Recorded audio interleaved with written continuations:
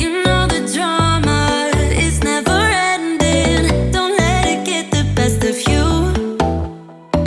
And all the fake friends just keep pretending. That's how the little things get huge. I am a donor-conceived queen.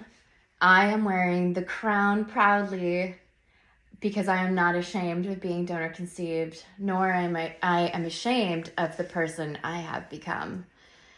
Throughout my childhood, I always felt different. And at the age of 32, I discovered through a 23 DNA test kit, 23andMe, that I am donor conceived. And it wasn't because I found out I was donor conceived from my raising parents. It was because I had to do the research, the painful research of figuring out through my other half sibling, who was also donor conceived, what happened? How did we come to exist? Why is this my reality? And he shared with me that he was donor conceived, and this is the clinic that we were both sold to. And when I asked my parents, after they had already given me a bunch of different lies and excuses and hiding the truth, they finally admitted. And this was maybe 6 months after I discovered the truth. They finally decided to admit to me that, oh, hey, you are donor conceived, but we don't want you talking about it. We don't want you bringing this up. And the number one thing that Peter, my raising dad, told me not to do was to not put this anywhere on the internet, that I am not 100% biological to both of my parents. That embarrassed them. That gave them a lot of shame. So don't do it. Unfortunately, but fortunately for me, I have a lot of self-worth. I've developed my self-worth by going to therapy, by working on myself, and figuring out that loving yourself first and foremost is the most important thing you can do as a survivor. Put yourself first. Don't put others first. Otherwise, you'll be pouring from an empty cup. And I noticed that even as a mother, I have to put myself first in order for me to become a better mother, for me to be more caring to my children. I need to first make sure that my mental stability is 100% there, that I'm emotionally equipped to take on the stress of being a mother. So again, putting yourself first, making sure you're eating a healthy meal, staying hydrated, getting the therapy you need, having some time alone. I choose to do my alone time. In my alone time, you can read a self-help book, watch some self-help YouTube videos if you don't like reading, if you prefer. Educate yourself. You don't need to go to school. You can go ahead and open a book, open the internet up and research, do something to better yourself. Research how to feel better, how to exercise. Exercise is another positive resource or positive activity that I do on a daily basis. And it improves my mood. I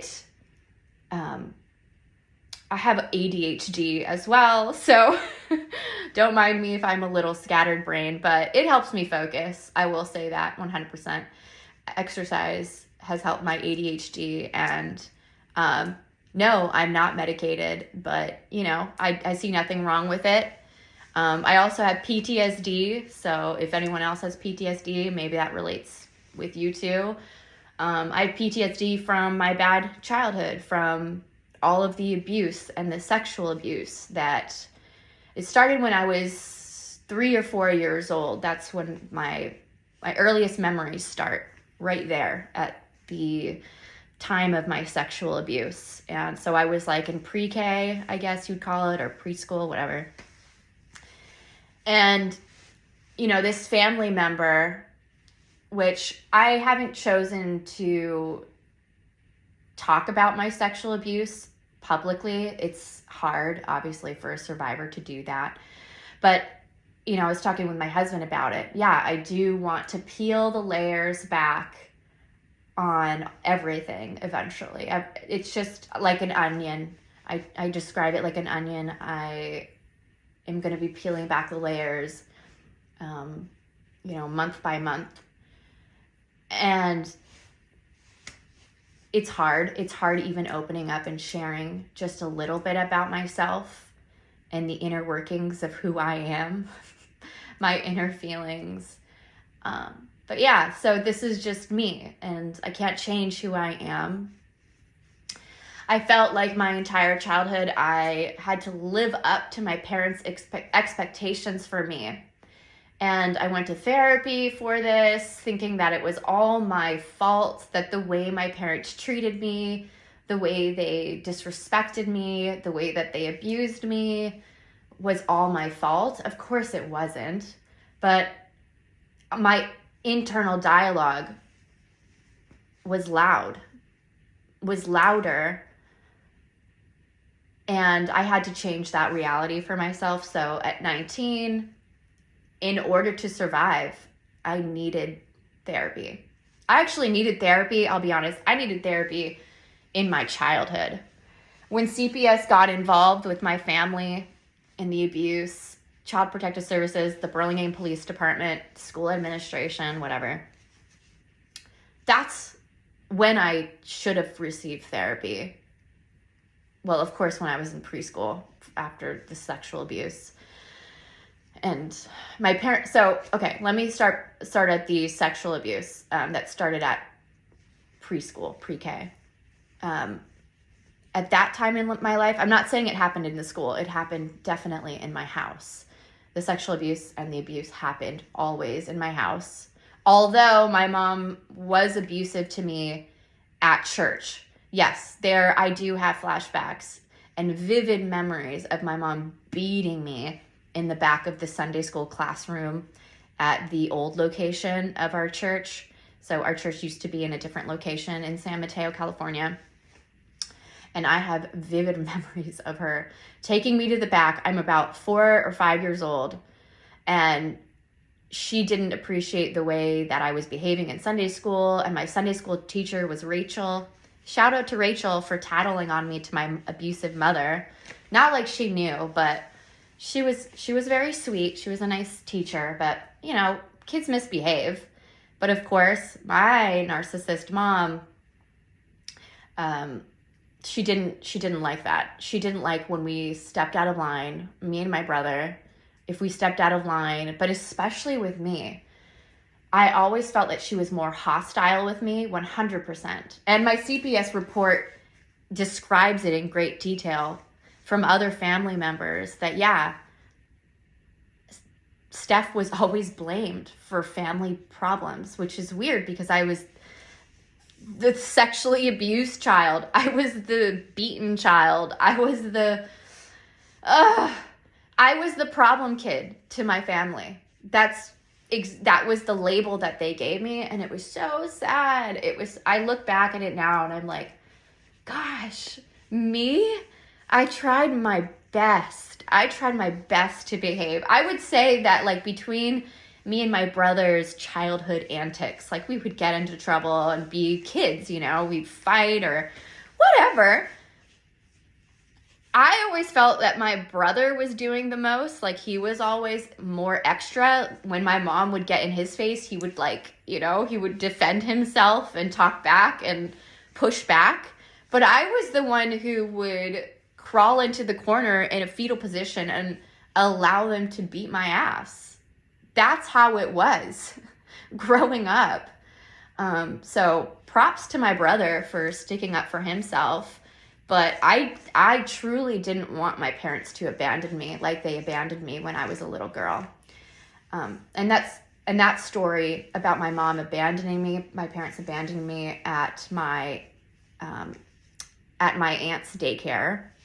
This was another aunt in San Mateo that had a daycare, and my parents frequently dropped me off and used her daycare as a place to hide abuse. But anyways, I'm not going to get into that in this video. Whew. So PTSD. It's a big problem for me, suffering with PTSD from the abuse that my parents inflicted on me. But therapy helps. Another outlet that I like to use besides therapy, exercise, self-help books. I really love art and art therapy. I think that's also helped me express my inner feelings, my emotions that I've tucked away are freely expressed through art. And there's different forms of art. You know, it's not just painting and drawing. You can write a poem, you can journal. I find that journaling in your own special way is an art form in itself. Other ways to cope: find a friend that relates to you, who's compassionate and empathizes with you. I like hearing other people's stories and how it relates to my own. That always makes me feel complete. Of course, I want to also say this, I will never fully be a complete person.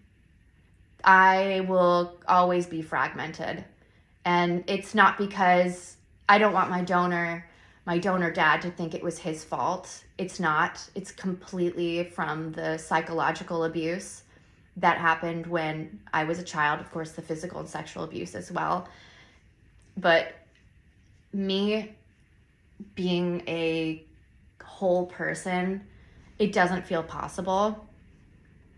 I will always be in a state of healing, and that's fine. And I don't actually have any problem with that. I enjoy myself. I enjoy spending time alone with myself. I enjoy expressing myself through art, like I said. Exercise is so freeing. But, you know, I could talk to myself for hours because I love myself. I invest in myself. There's nothing wrong with that. Don't let anyone tell you that that's selfish, that's weird, you know. Don't let others downplay how you cope. And that's just how I cope. And I want to share that with others that, you know, we don't get to choose our life circumstances, but we can choose to react positively. I started my YouTube channel not as a form of hate towards my parents or family members that abused me. I started my YouTube channel as a way to connect with other survivors. And of course, I just happened to be donor conceived. Finding out that I was donor conceived so late in life was really my wake-up call.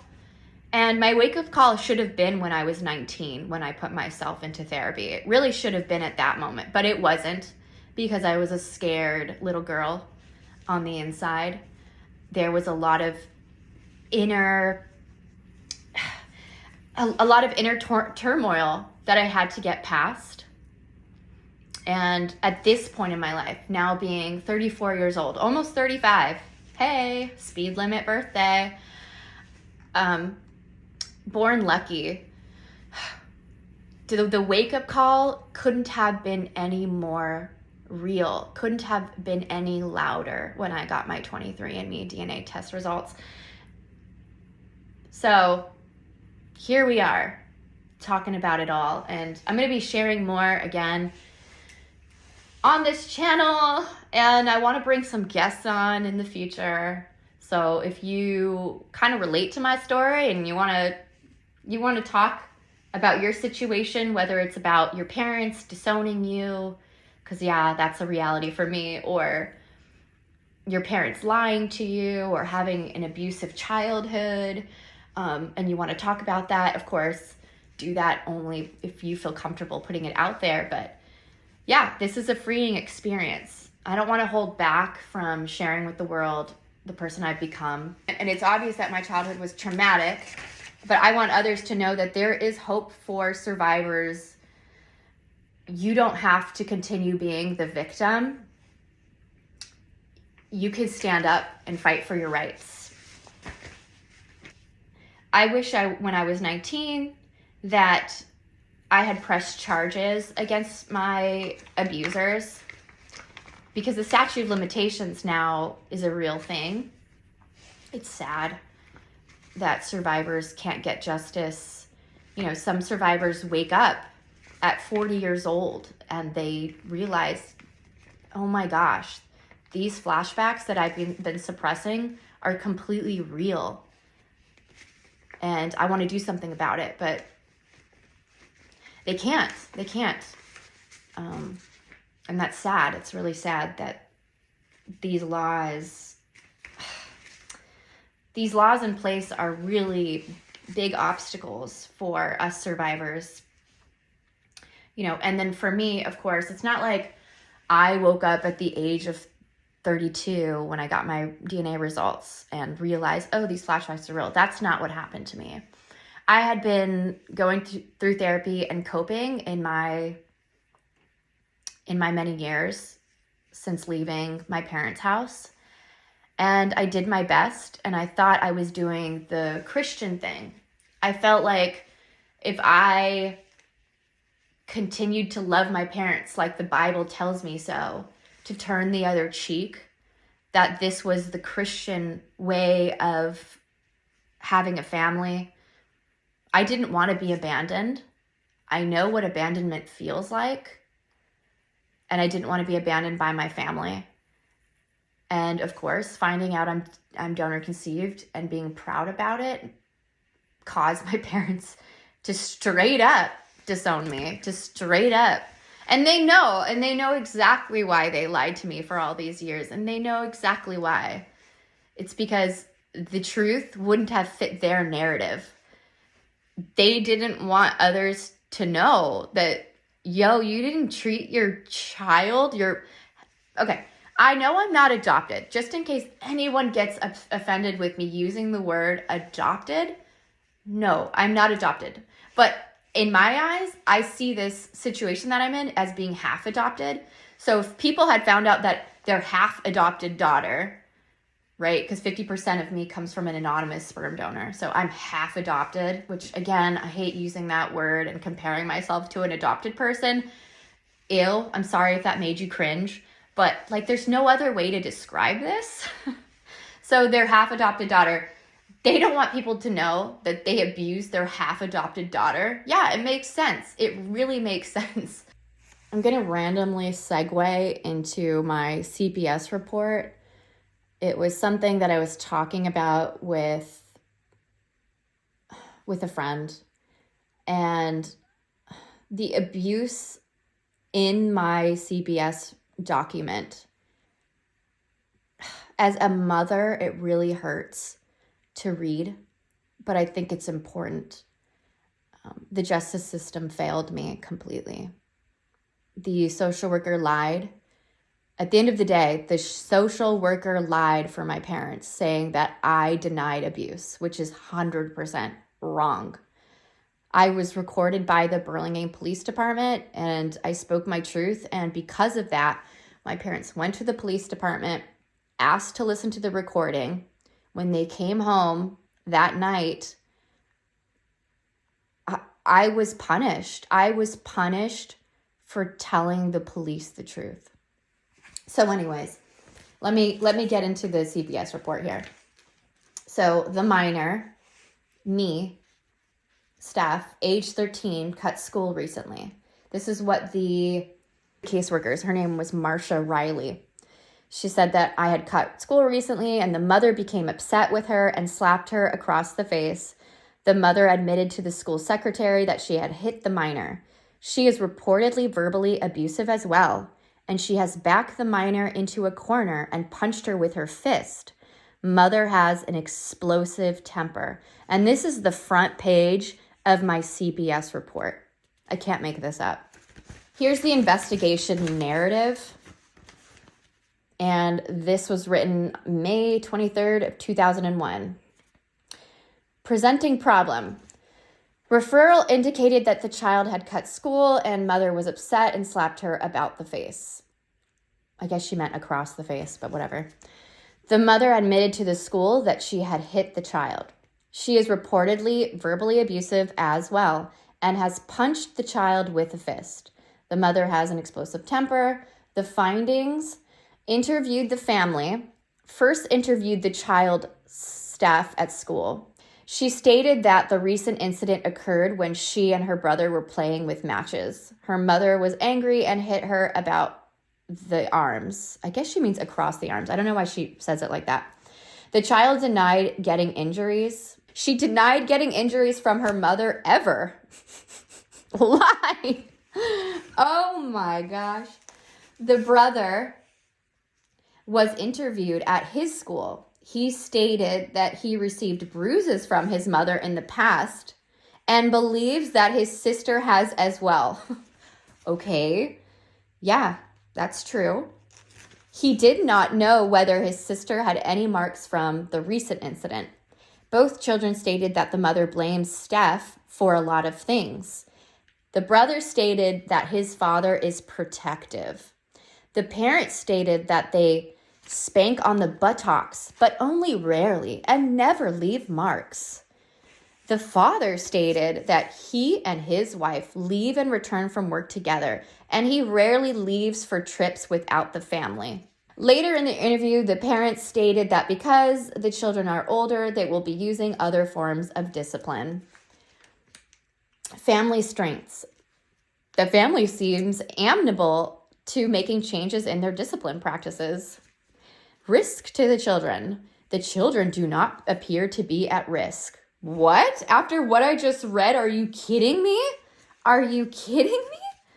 Whoa, that's crazy. And the conclusion is the father is protective and available, and the parents plan to change their discipline practices.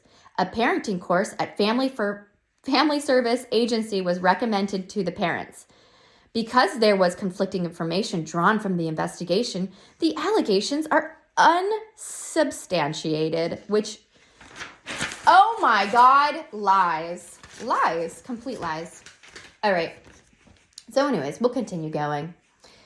This is the service log, whatever that means. And this was written by someone named Janet DeAndrade. Again, this is my CPS report from the San Mateo County Human Services Agency. It begins, met with the parents at the family home.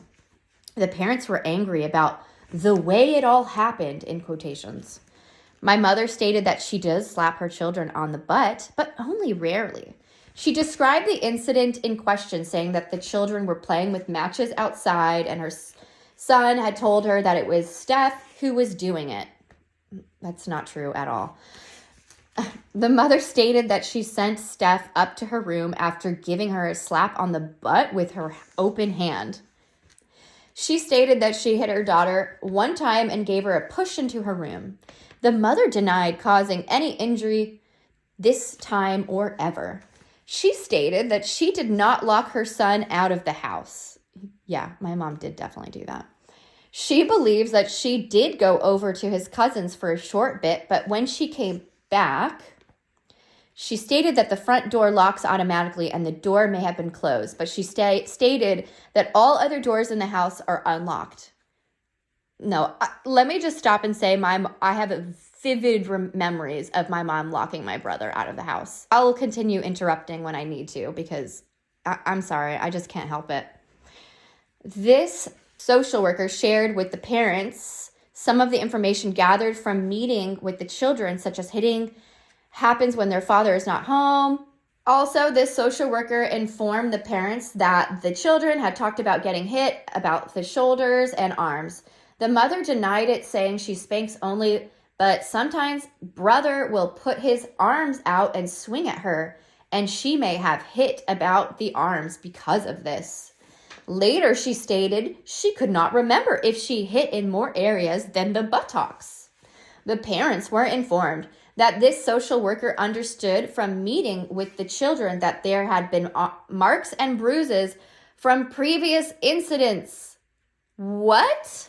Okay, see, here it says that the social worker stated that the children have complained that there are marks and bruises from my mom's abuse.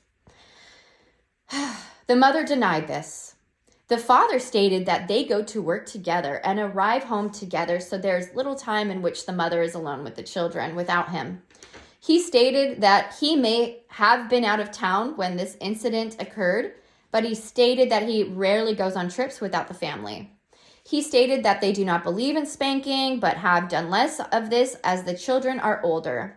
Mother acknowledged pulling the children's ears and stated that she did not know that this was wrong. The father and mother stated that they were raised in Argentina and that parenting is very different there. The mother stated that she loved her children and wants to raise them well and had no idea that she was doing anything wrong. She stated to the school that they should provide more information on how to discipline. The social worker informed the parents that causing injury to their children while disciplining is illegal. It was suggested that the parents stop physically disciplining their children to avoid another referral, and because the children are older, it is less effective. The father agreed that physical discipline has become less effective and said that he had just said to his son that they were going to do discipline, that they were going to do the discipline differently. Okay, why would that's weird. But anyways, why would he just tell my son that, my brother? Why not me? That's interesting. Oh, because they were going to continue abusing me? Cool. Continuing on. The mother described feedback she got from a friend who was a CPS supervisor through SF County. I want to know, Mom, I want to know to my mother, who is that? Who is the CPS supervisor through SF County? Because the CPS worker, okay, let me continue reading. She told the friend that she had made her daughter kneel in the corner with her arms held up for about 3 minutes. She said her friend told her not to do this. The mother stated father called and stated that things were getting unnecessarily out of control with the referral to CPS. He stated that a police officer called and spoke with his wife, and she found out that he had not told her about the referral. Whoa. He acknowledged that he may have made a mistake in shielding his wife. He wanted to meet with the school personnel. This social worker stated that if he wants to meet with the school about the referral, there needs to be 2 meetings. This social worker explained about the need to do an assessment and for the family's confidentiality, it should be a meeting with the parents only. A meeting was scheduled for Thursday with the mother and father. And that was dated June 12, 2001. And then on June 6, 2001, on behalf of me, this was written by Janet as well. I'll read it out loud here. Went to the school to meet with the children. Met with the school counselor at Burlingame Intermediate, Tina Meyer, initially. She stated that Steph had been absent from school a lot. I'm going to stop and say that when you have PTSD and you have recurrent flashbacks and you're just a young child, the sexual abuse and the violent abuse that was happening on a daily basis got to be so bad that in class, I was trying to cope with getting my grades up, doing my homework, paying attention, learning math equations, and instead I'm battling the flashbacks, the inner demons that haunt me on a daily basis as a child. I had no therapy, no way to cope. So hell yeah, I wasn't at school for that reason. I was trying to cope and I couldn't. I wasn't good enough. I wasn't perfect enough. So the only thing I could do was get alone time, free time by myself outside of school. Yeah, I skipped school. I did that to escape reality. My reality was so harsh and so cruel. I didn't have the good grades that my parents wanted. I couldn't do anything right. So what was there left to do except for just hide and be by myself and be alone in my sorrow? I feel so bad for the little girl that I'm reading about here in this document. She stated that Steph has been absent from school a lot. She stated that she has learned that this incident occurred when the father was not in town. I'm going to stop and say that, yeah. So the incident in question, when my mom got in trouble for punching me and whatever for the abuse, yeah, my dad was not home. So whenever my dad wasn't home and wasn't around, my brother and I suffered a lot more abuse on top of what we were already experiencing when my dad was around. My dad did nothing to protect us. And not only that, my dad was an abuser to me as well. He abused me. So for this report to say that he was a protective father, lies, completely lies.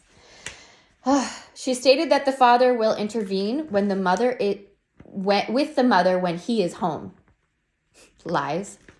She stated that the father was unhappy about the report and was not telling the mother to protect her. She stated that she learned about the previous incident that seems to be from way back when mother dragged her son into the bathroom and beat him. I told the school counselor and the social worker about my different flashbacks. And like one of my flashbacks that I have is my brother getting dragged into a bathroom and my mom beating him senselessly. And there's a lot of pain in that. And I think I also described other incidences to her, but it's not written here. But anyways, and then it says, Janet writes here, met with Steph individually. She stated that she lives with both her parents, her brother, and her grandmother. She stated that her brother was lighting fireworks in the backyard with his cousin. Her mother got mad and told their cousin to go back home. The mother told her brother that he would have to sleep outside, and she locked him out.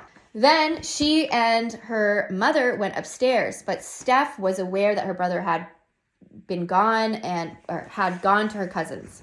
So my brother went over to my cousin Mikey's, and I'm just stopping and saying that he went to my cousin Mikey's, so I was home alone with my mom. So my mom had locked him out, and because of this, my brother went to his cousin's house. Okay, great. Okay. Then the mother told Steph to call her brother at the cousin's house and tell him to come home. Steph did acknowledge that her mother was hitting her while they were upstairs. She stated that her mother was hitting me and Steph and telling me to call my brother. Steph described the hitting as hitting with her open hand and on arms multiple times. Steph stated that her mother was telling her it was her fault. She stated that her aunt brought her brother back and said that if it wasn't a safe place, she could stay with her. Steph stated that her aunt talked with her mother and told them to go back home because their mother would not do anything else. Steph stated that this happened in May. She denied getting any bruises. When asked if there was ever a time that she got injuries or bruises from her mother, she shrugged and says, "Not that I know of." Why is it that it's documented that both kids are saying that there were bruises and abuse happening, and then all of a sudden, not that I shrugged and said, "Not that I know of"? No, this is really confusing. This whole CBS report is BS, let me tell you. Steph stated that night she slept in her brother's room. She stated that incidents like this have happened before sometimes, and that she added more when I was younger. Okay, so the reason why I slept in my brother's room was because my brother's room was the only door in the house that my mom had it unlocked by force. So when you break those house doors, like the lock on the door, they're pretty weak. You know, you just push a little button on the inside of the doorknob and it locks the door for you. Yeah, my mom would rage throughout the house nightly, and I would try to lock myself in my room. And I wanted to go to sleep, and I didn't want to have to sleep next to my bedroom door with my thumb holding the lock. So I went to my brother's room, and I slept in his room because his room locked. Yeah, that's true. I guess my brother didn't come home that night, but that's irrelevant. Anyways, it says, Steph stated that sometimes my brother will step in when he finds out she hit me. She stated that her mother will say things are her fault, and sometimes she gets angry about a little thing, and Steph does not know why her mother is angry. Brother was interviewed at his school. He stated that he loves his father. He stated that his mother doesn't really beat me, and explained that he has come to the strategy of laughing to avoid getting hit by his mother. He stated that when he laughs, she stops hitting him, but then he turns to Steph and she blames her and hits her when she can't do anything to him. So yeah, I'm going to stop and say that yes, the abuse. So my brother, like I had said before, he smartened up. He smartened up and started attacking back. He started laughing. He just talked back. He fought back. And I always thought like, wow, he's so brave, but I couldn't do that. I don't know. I was very traumatized. I was not able to fight back. He stated that his mother spends too much. He stated that he and his cousin were sending off legal fireworks in the yard when his sister came by, and he was trying to do a trick where you light all the matches at once. Their mother came out and was angry and told the cousin to go home. He stated that his mother did hit him, but he laughed and she stopped. He stated that his mother then began hitting Steph and said to her, "This is all because of you." He said that she was hitting Steph. She then took Steph into her room, and he could hear that she was hitting Steph for about 1 to 2 minutes, which felt like a long time to him. He wasn't sure if she had bruises or marks from the incident. He stated that he did go to his cousin's house but returned later that night. He stated that sometimes his mother goes crazy and described this as yelling around the house and sometimes singing and then starts hitting you. He stated that he has gotten bruises, red marks from his mom before, and he believes that Steph has well. He stated that usually his father will calm his mother down and cuts it off. When asked about the specific incident, he stated that over Memorial Day weekend, his mother went crazy because he bought a large burger. This is crazy. I'm sorry. What mom beats their child because he bought a burger because he was hungry? What? That is so crazy, right? Anyways, let's continue. She hit him one time and pulled his ear. He stated that he did not get any bruises or cuts. He stated that his father spanked him when he was little. On June 6th, it's recorded in 2001 by Janet. Phone contact with father at his work. He stated this was a one-time incident and began by refusing to meet. Later in the conversation, he agreed to meet with the social worker without the mother. He stated he did not think that the mother was a good idea. That meeting with the mother was not a good idea. He did agree to meeting with the social worker without the mother. A meeting was scheduled. I wonder why. I just take a good guess as to why my dad would not want the social worker to meet with my mom. Just guess. Oh, because she, as stated here on the very front page, the mother has explosive temper. And that wasn't said by me. That was written here on the front page of my CPS report.